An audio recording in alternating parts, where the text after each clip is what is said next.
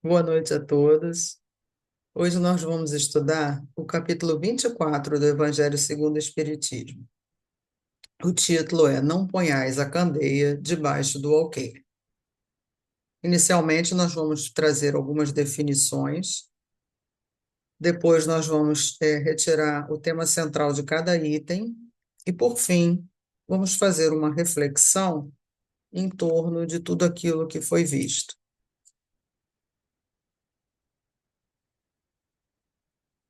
Então, vamos lá. Não ponhais a candeia debaixo do alqueire. O que é uma candeia? Candeia é uma pequena peça de iluminação abastecida com óleo ou gás inflamável e provido de mecha, essa pecinha aqui. E o alqueire? O alqueire designava originalmente uma das bolsas ou cestas de carga que se punham atadas sobre o dorso e pendente para ambos os lados dos animais usados para transporte de carga. Logo, o conteúdo daquelas cestas ou bolsas, mais ou menos padronizadas pela capacidade dos animais utilizados no transporte, foi tomada como medida de secos, notadamente grãos, e depois acabaram designando a área de terra necessária para o plantio de todas as sementes. Então, são essas cestas aqui. Então, não ponhais a candeia debaixo do alqueire, é tapar a candeia com esse cesto. Esse capítulo, o primeiro item, diz assim: vai falar sobre a candeia debaixo do alqueire e por que Jesus falava por parábolas. O que são as parábolas? Uma parábola é uma narrativa que funciona como um meio para evocar uma resposta por parte dos ouvintes. E essa resposta vai variar de acordo com a maturidade espiritual do ouvinte. Uma parábola é geralmente curta e simples, frequentemente alegórica. É contada com o objetivo de cativar o ouvinte para aquela história, usando cenários realistas e personagens familiares para ajudar o público a refletir sobre suas próprias vidas e ações.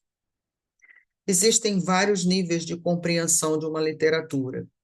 Os hebreus dividiam esses níveis da seguinte forma: Psá, a pessoa lê exatamente o que está escrito. É o estudo literal.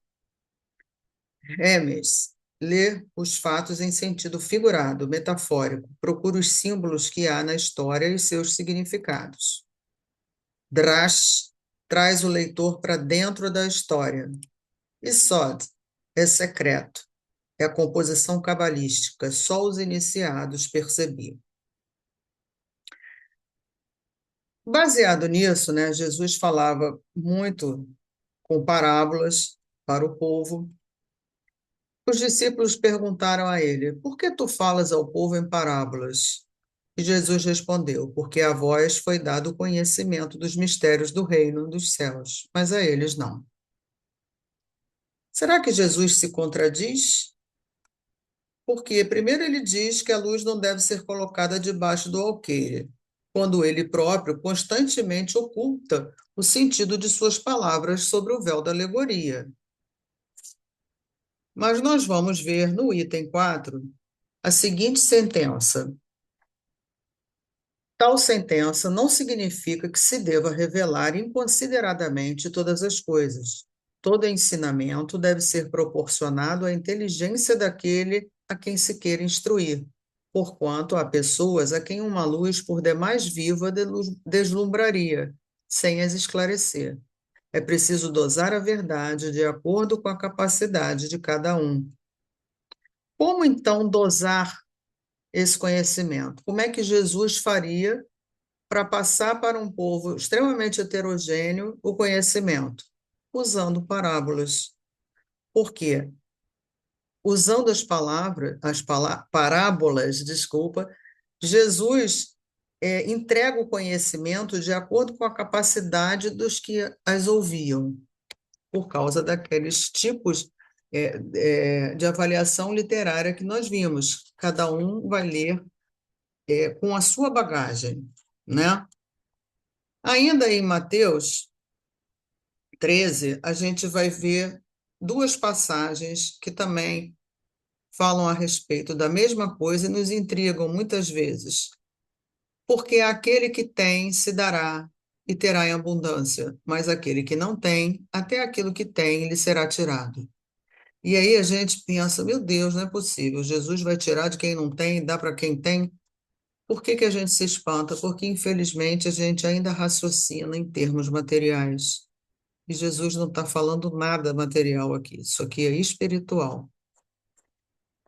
E ele complementa, por essa razão, eu lhes falo por parábolas, porque vendo eles não veem, e ouvindo não ouvem nem entendem.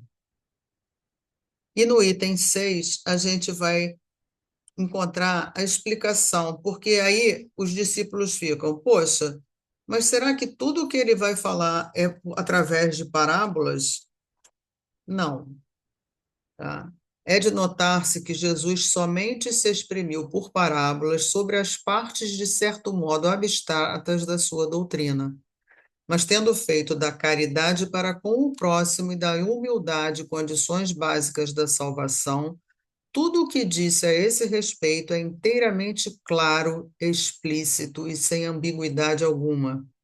Assim devia ser, porque era a regra de conduta, regra que todos tinham de compreender para poderem observá-la. Era o essencial para a multidão ignorante, a qual ele se limitava a dizer: Eis o que é preciso se faça para ganhar o reino dos céus. Sobre as outras partes, apenas os discípulos desenvolviam o seu pensamento, por serem eles mais adiantados, moral e intelectualmente. Jesus pôde iniciá-los no conhecimento de verdades mais abstratas. Daí o haver dito: aos que já têm, ainda mais se dará. Uma curiosidade: Jesus explica somente duas parábolas, a do joio e do trigo e a do semeador. E Kardec, então, vai colocar que cada coisa tem que vir na época própria.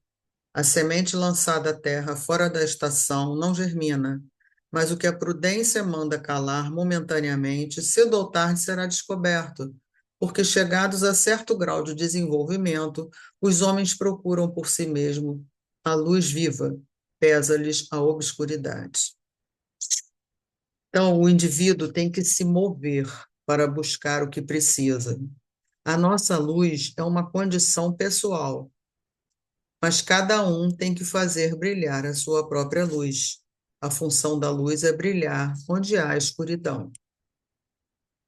A conquista da sabedoria é por nossa conta, porque a sabedoria é bênção, mas ela não chega total e completa para ninguém. No item 7, Kardec vai falar o seguinte: o Espiritismo hoje projeta luz sobre uma imensidade de pontos obscuros.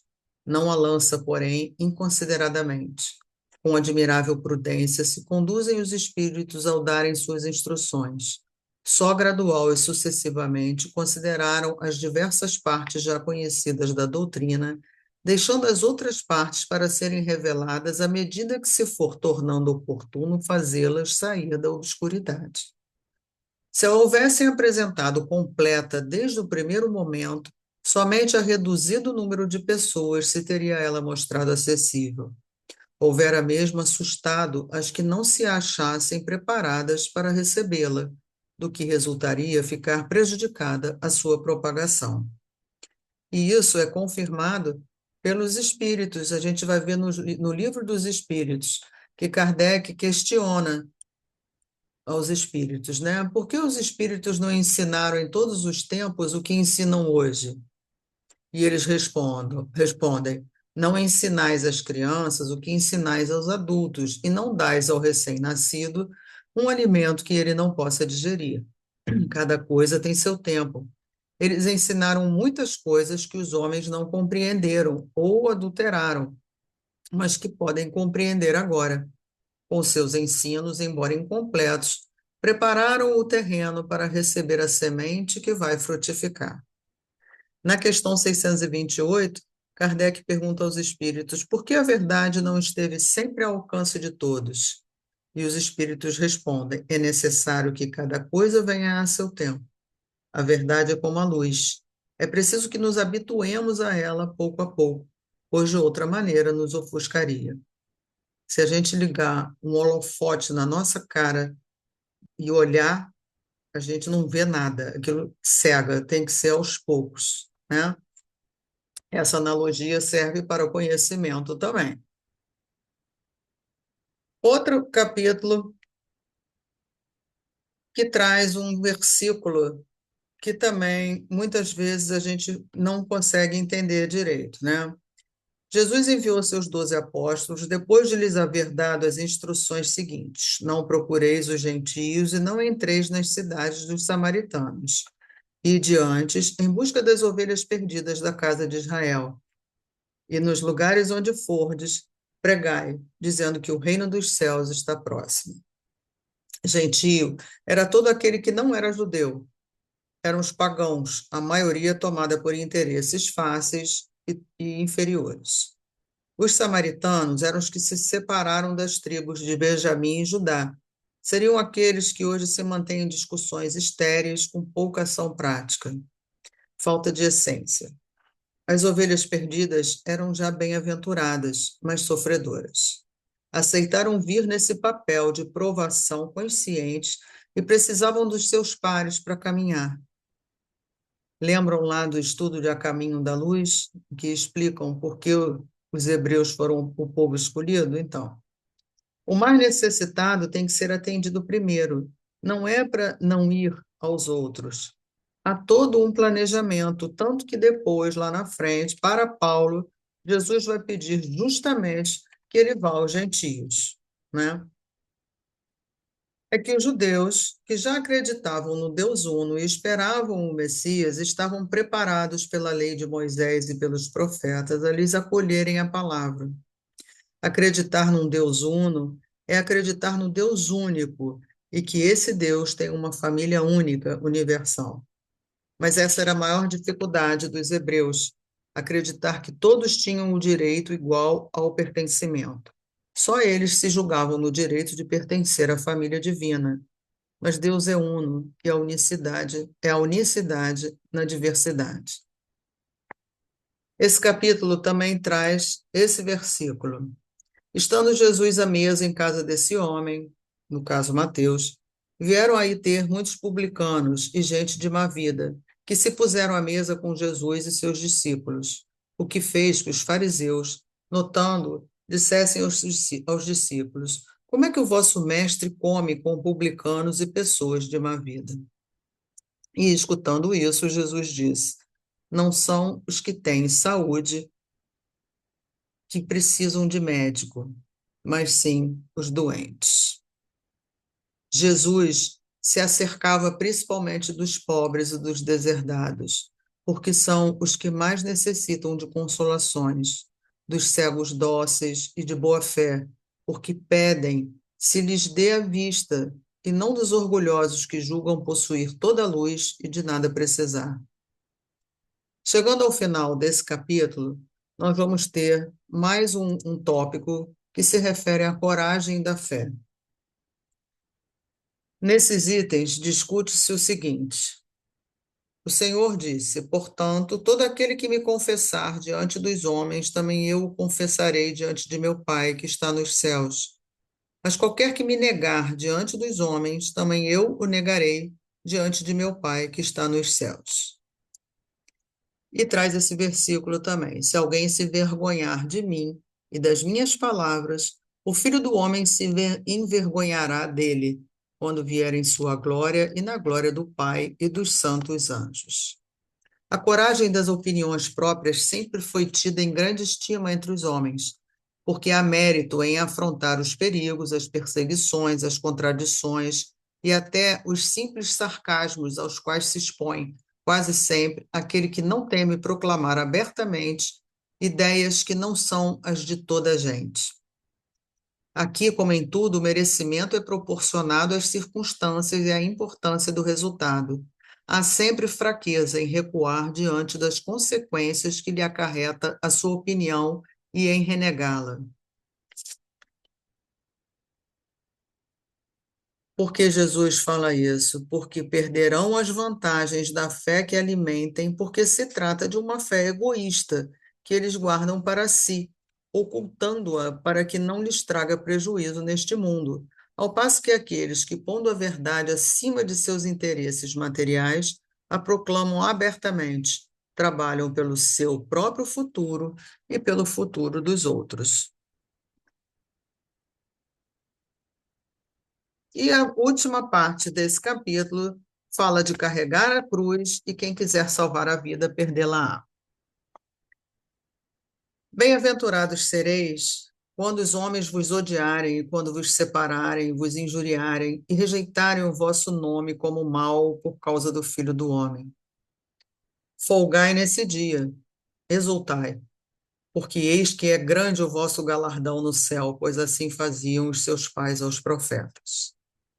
Poderíamos ler da seguinte maneira: considerai-vos ditosos quando haja homens que, pela sua má vontade para convosco, vos deem ocasião de provar a sinceridade da vossa fé. Porquanto o mal que vos façam redundará em proveito vosso. Lamentai-lhes a cegueira, não os maldigais, porém. Outro versículo: se alguém quiser vir após mim, negue-se a si mesmo e tome a sua cruz e siga-me. Poderia ser lido da seguinte maneira: suporte corajosamente as tribulações que sua fé lhe acarretar. Olha a coragem da fé, de novo, né? Dado que aquele que quiser salvar a vida e seus bens, renunciando-me a mim, perderá as vantagens do reino dos céus, enquanto os que tudo houverem perdido neste mundo, mesmo a vida, para que a verdade triunfe, receberão na vida futura o prêmio da coragem, da perseverança e da abnegação de que deram prova. Mas aos que sacrificam os bens celestes aos gozos terrestres, Deus dirá: já recebestes a vossa recompensa. A parábola da candeia surge logo após as bem-aventuranças. Ela está dentro do Sermão do Monte, nesse contexto. Vós sois o sal da terra. Se o sal tiver tornado insípido, como se poderá salgar com ele? Para nada mais presta, senão para ser lançado fora e pisado pelos homens. Vós sois a luz do mundo. Não se pode esconder uma cidade edificada sobre um monte. Nem se acende a candeia e se coloca debaixo do alqueire, mas no candeeiro, para que ilumine a todos que estão na casa. Assim, resplandeça a vossa luz diante dos homens, para que vejam as vossas boas obras e glorifiquem o vosso Pai, que está nos céus. Precisamos iluminar a nossa casa. E qual é a nossa primeira casa? É a nossa casa mental, onde nós de fato vivemos. Se não cultivarmos essa nossa casa interior, não iluminaremos o nosso lar. Acender a candeia na nossa alma para depois acendê-la no nosso lar, na sociedade, até nas civilizações. Lembrando que para o Espiritismo, mente não é só intelecto, mas raciocínio e sentimento. O sentimento como fonte de elaboração que plasma as ideias, que definem as ações e as palavras. Emmanuel nos explica muito bem isso. Existem elementos para que a candeia se mantenha acesa e cumpra a sua missão. Aquele que visita a minha casa sai dela com a luz que já foi acesa ou não? Aquele que conversa comigo no dia a dia consegue enxergar a luz que eu já acendi? É o que Jesus quer nos ensinar. Isso é um processo. Que luz é essa? É a luz que vamos auferindo com os conhecimentos que nos chegam, com a leitura, um estudo, uma compreensão mais abrangente de nós, do universo, que vai aos poucos clareando a nossa casa mental, alargando nossos horizontes, expandindo a nossa consciência. Novas compreensões, novos caminhos. E como manter a luz acesa? Como esse conhecimento vai representar para mim iluminação, progresso e evolução? Para uma candeia manter-se acesa, ela precisa de um combustível e de oxigênio. Vamos ver então o que esses elementos significam espiritualmente? Vamos lá, então. Se eu colocar um vaso tapando a candeia, eu corto o oxigênio e ela vai apagar, certo? Para que algo projete luz, se mantenha aceso, é porque algo de si vai sendo consumido. A vela, por exemplo, vai consumindo a cera. Algo que ela dá mantém acesa essa luz. Há uma doação daquela fonte, algo que parta dela mesma, no sentido de doação, sacrifício, esforço para que a luz se mantenha acesa. O próprio sol se consome a si mesmo para manter-se irradiando luz. Uma das condições para que exista luz é esse ato de doar-se. Isso é o combustível da luz. Trazendo isso para nós, nosso espírito, o combustível que manterá a nossa candeia acesa será o nosso esforço pessoal, a nossa entrega, a nossa disposição, nosso trabalho. Esse é o combustível que alimenta a luz para que possamos irradiá-la cada vez num nível mais crescente, de maior irradiação. Transformar os conhecimentos em luz que se irradia não só para os meus passos, como para os passos alheios. Então, um dos elementos que Jesus traz com essa analogia da candeia é o nosso comprometimento. Se você não se comprometer com nada, vai se distrair com tudo. A iluminação nasce desse movimento de nos alinharmos com a lei divina. O preço da luz na criação é o nosso sacrifício pelo bem coletivo. Só existe bem-estar se coletivo. E os obstáculos? Quais seriam os obstáculos que impedem que mantenhamos a luz acesa? Abafar a candeia embaixo do leito, embaixo da cama, colocar debaixo da cama, vai apagar a luz. Abafar, e se ficarmos deitados na cama, é o quê? Nossa preguiça, nossa indisposição de nos reerguermos para o trabalho, para a doação, comodismos, sono da nossa alma que nos impede de compreender essa dinâmica da vida de constante serviço. O leito corta o combustível. A luz foi abafada. Deixar o leito da inação, da indisciplina. Quais têm sido as posturas da nossa alma que nos mantêm estagnados? Lembrar que na criação divina, vida é movimento, tudo se renova, tudo que para morre, está no leito da estagnação. E aí eu aproveito para indicar a vocês a leitura do capítulo 28 do livro Passos da Vida, onde a nossa querida irmã Sheila traz um texto muito interessante, cujo título é Pontos Mortos. O oxigênio, qual seria o oxigênio? A providência divina, sempre acessível.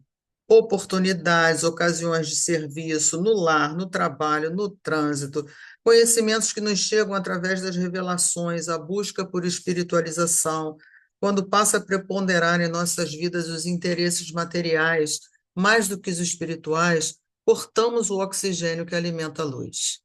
O vaso utilizado aqui por Jesus é muito simbólico.